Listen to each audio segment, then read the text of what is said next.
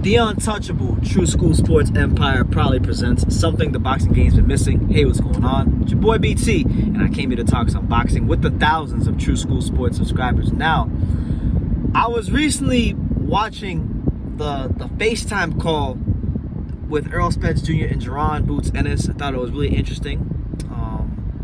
Jaron Ennis just put on another show, another masterclass, sensational performance against Sergey Lipinets.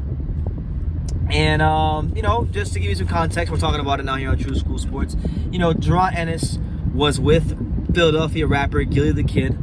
And Gilly the Kid got on a FaceTime call with a Dallas rapper, a guy named Yella Beezy, who's friends with Errol Spence. Jaron Ennis was with Gilly the Kid. Yella Beezy was with Errol Spence. And the trash talking started. Jaron Ennis said, "You ain't seen nothing yet. You guys have not seen... I only show you guys a little bit. I got a whole different arsenal. I got a whole different skill set."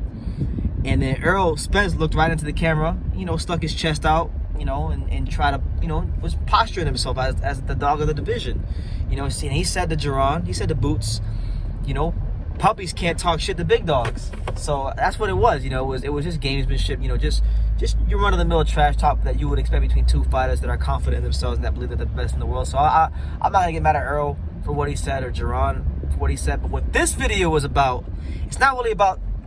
It is about that, but it's the reaction that I saw from boxing fans to that video. Now, you guys are the problem. I'm gonna say it like this: Errol Spence, in this case, ain't the problem. And I'll even relate to this to Crawford and Spence as well. Boxing fans are the problem because y'all want to keep playing matchmaker. Y'all want to say, this guy isn't ready to fight this guy. This guy isn't ready to fight that guy. That is not for you to say. That's not for you to say. All right? If two fighters are willing to fight each other, and it's a fight that makes sense, it's a fight that makes money and it makes sense, and it's going to be entertaining, and that's going to push the sport forward, then there's no reason it shouldn't happen. All right? And all I saw in the comment section of that video was people saying, Boots isn't ready. He doesn't have enough experience. Errol's gonna beat him. This, that. Listen. I don't know what planet you guys live on, but I live in reality. All right, Earth is my domain. Earth is the planet that I reside on. And on planet Earth, Errol Spence is 27-0 in the professional ranks. Jaron Ennis is 27-0 in the professional ranks. Now, before you guys fix your fingers and say that Errol Spence has fought better fighters and this, that, and the third, and you start taking out your papers and show me his resume, all right? I know his resume. I could probably tell you about his resume, all right? But we saw what happened. Listen, Jaron Ennis is not a regular fighter. We know he's not regular. He's showing a lot of skills, a lot of versatility. He's probably the most athletic fighter in the division. He's one of the fastest fighters in the division. And he's a problem. And he's got 27 fights under his belt. He's got a long amateur career under his belt. And I don't think a guy like that should be talked about the way he's being talked about. Now, look, we don't know what Errol Spence is going to do. They're saying he's going to fight Ugas next. I don't see why Jaron Ennis can't fight the winner of Ugas versus Spence. I mean, he's not far off of that level anyway. He just beat Sergey Lipinets, a guy that, okay, we know Lipinets is not elite, nor is he creme de la creme, but Lipinets is a strong, sturdy 147-pounder, established 147-pounder, beat Lamont Peterson, never been stopped before, former champion at 140, not a bum by any stretch of the imagination.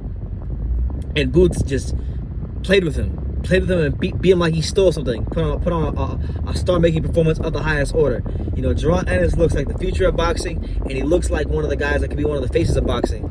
And as at the time that I'm shooting this video, Jaron Ennis is ranked number 9 in the IBF and number 12 in the WBC, the two belts that Errol Spence currently holds at this moment in time. So how can you guys sit here and fix your lips and start spewing the garbage out of your mouth saying Jaron Ennis isn't ready for Errol Spence? Are you serious? I think y'all are asking the wrong question, okay? Errol Spence is a fantastic fighter. He's a great fighter. One of the most devastating body punches we have in the sport. Great fundamentals, doesn't get tired. Errol Spence Jr. has a lot of things that he does great in that boxing ring. But Jaron Ennis, I think we asking the wrong question. Y'all are saying, is Errol Spence ready for Boots Ennis?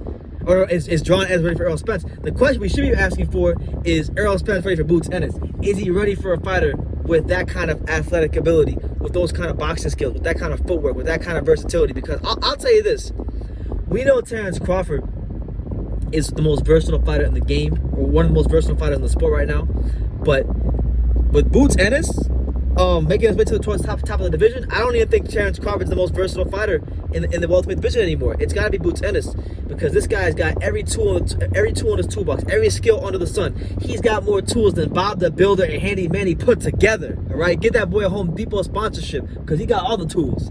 All right.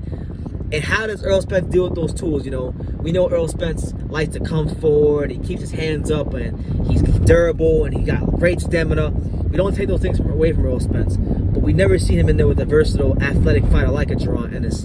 And I think he's special. I think he is all that in a bag of chips, to be honest with you, when it comes to Jaron Ennis. And if Errol Spence is victorious in his next fight against Ugas, who, by the way, was Ennis wanted to fight Ugas and was talking about it last year when the early stages of COVID first started. So all I'm saying is this: we know Errol Spence don't want to fight Terrence Crawford. That much is certain. He doesn't want to fight Terrence Crawford. He wants a retirement check to fight Terrence Crawford. He's gone to witness protection to fight Terrence Crawford. He's become an accountant when it comes to fighting Terrence Crawford. That's been established. I won't hark on that too much longer. But Jaron Ennis is a fighter that's ranked in two of your the organizations you have titles for. He's a guy that's aligned himself with the people and fought on a lot of PBC shows, Showtime shows. So I don't see why that can happen, you know? And you know what? Errol don't want to fight Crawford, so let it begin now. Let it begin now. If Errol Spence does not fight, if Errol Spence beats Ugas and is not talking about fighting Jaron Ennis, next after that, that pressure coming. That pressure is coming, you know? Because I like Errol Spence, and I followed him ever since, you know, the early stages of his career when he was fighting your Emmanuel Lartes and things like that. I got nothing but love for the truth. But I would be remiss and I'd be dishonest to you guys if I said that I have been discouraged, disheartened, and disappointed with how he's acted since he's gotten to a certain level in boxing. So with that being said, I want Errol Spence to show me that he is what he says he is, the truth. Because I don't believe that he's the truth. I don't believe that he's the truth, because his last fight, he fought a glorified tune-up in Danny Garcia, a guy that has mastered the art of looking good losing at 147. Before that, his car crashed, and he had a great fight with Sean Porter. He's a good fighter. I give him his credit, but to me, he hasn't really beat no killers at 147. And you know, he's got this young buck, Jaron Ennis, that I believe has a style to beat him, much like Crawford had a style to beat him. And it looks like in the not too distant future, he's going to be knocking on the door of fighting you. So I'm going to get out in front of Errol Spence, in front of that fight even happening, and say, look, if he beats Ugas, this has to be one of the fights on the short list that he's talking about making. If not, then let the games begin here on True School Sports. So I'm going to leave it at that. You guys, you know, comment down below, like the video, subscribe, and like I say in every single one of these videos, you know. Actually, no, I'm not even gonna end the video like that. I'm gonna end the video like this.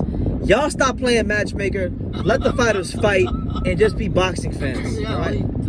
all these young bucks are gonna come sooner or later. Sooner or later they're gonna come. And look, either you fight Jaron Ennis now, or you get embarrassed by him later. You got the Ortiz coming, you got Jaron Ennis coming, you got all these young guys that are real good, talented, that are coming to gain the experience. Eventually, you're gonna sit there in that rocket chair waiting to fight all your big fights. And by the time you stand up, it's gonna be a young buck knocking on your door. We haven't even mentioned Rashidi Ellis. I mean, that's right. So, Rashidi Ellis, the forgotten one. You know, so make these fights happen, man. Stop. And for the fans out there, stop playing matchmaker. Like these guys, listen, these fighters are tough. They're grown men. They go to the gym. They spar these hard rounds. They're the toughest athletes in the world, and they're some of the toughest people in the world. Stop playing matchmaker.